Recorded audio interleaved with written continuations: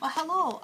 We're getting ready to draw portraits. Now, sometimes in drawing A, people draw a portrait, and sometimes people in drawing B actually draw a self-portrait.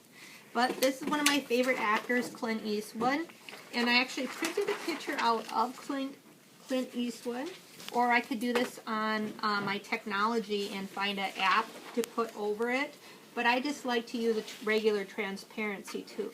The purpose of this is box by box, we're going to use this grid to draw this out.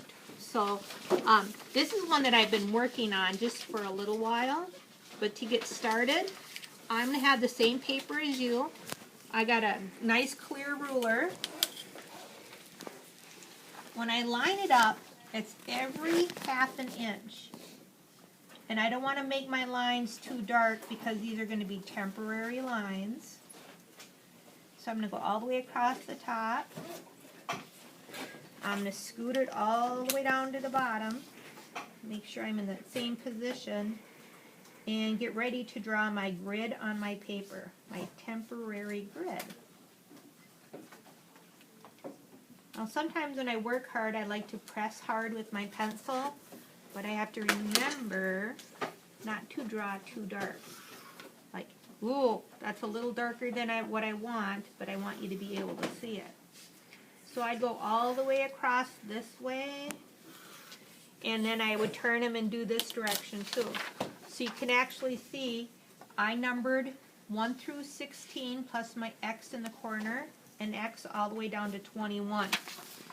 So it would be X to 16 or X to 21. And that works if your paper is like 8.5 by 11. That's a good size right there.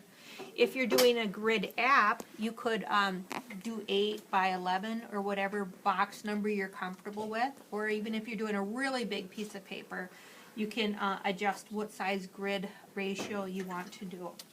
So I wrote this little post-it note, and I kept it right here. It says, erase your lines before you add your skin tones.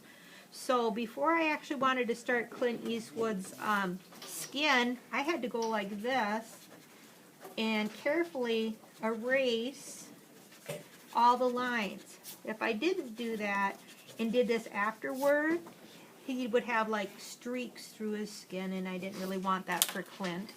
So then I can load this up. I can start to do my blending. I can start to do my shading. And then I could eventually finish my drawing. In the background, I would erase probably all my lines in my background. And is your background white? Is it dark? You would just have to have contrast. So if his skin is really white, but I can see that there's values right here. So I can see that there's a gray against a white, or a dark against a white, or his hair is really white up here. So I might actually have to have some shadows up here. So you're going to play the game of like contrast, of lights against dark. So if he's got his whiter hair up here, then in the background I would put some darks so his hair would start to come a little bit forward. So again, each box is got to match. And I actually went one row at a time and started to draw. So this is where I got this shape, a little bit of this, and all the way through.